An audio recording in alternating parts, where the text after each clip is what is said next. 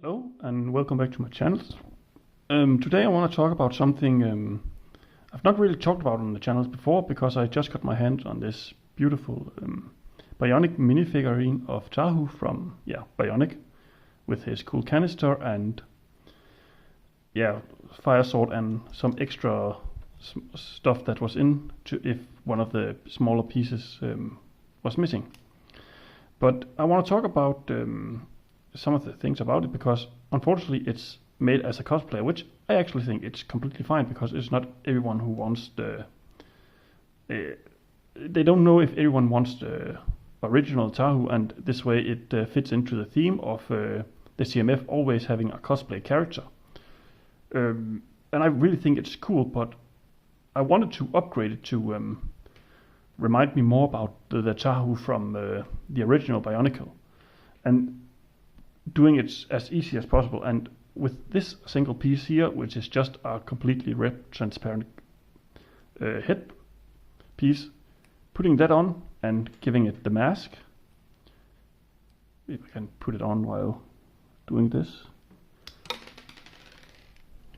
Now everything is flying away.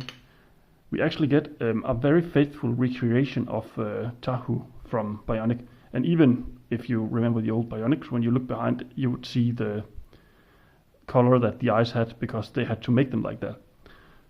But that made me thinking, how would I create the rest of the character from Bionic line in minifigurine form? Because you can see it's a very simple weapon they gave him. It's basically just a lightsaber hilt with a flame.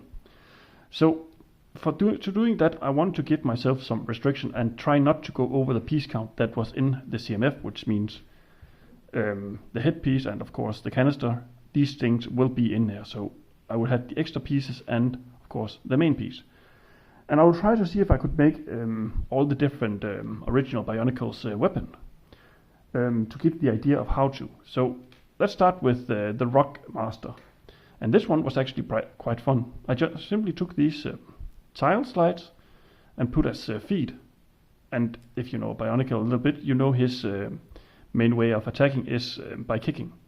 So if they made the Bionicle for this, just giving it the right color and the right outfit plus helmet, and this would actually be a very, very faithful recreation of it because he is the one with a little bit bigger feet. And while we're at it, let's move on to the master of the the black one who has these claws, and they already have claw pieces. They just need to get them in black. I don't have them in black, so don't bother about the colors, but they should be possible for them to make them in black, and it gave the great idea that he has these giant claws that he used to dig through earth with.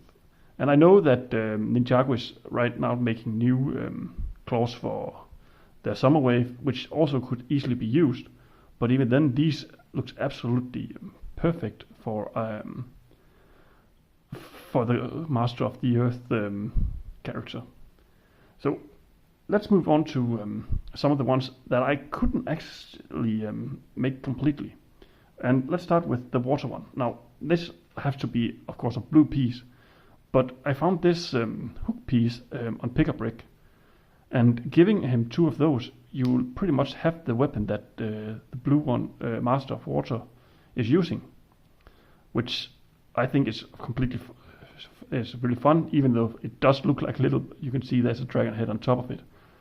So, but using existing mold, you can actually easily make the idea of how to build the blue one. That leads us into the Master of Air, the green one, and he's having an axe, so I just make this rudimentary axe, which just needs to be completely green in order for him to have it.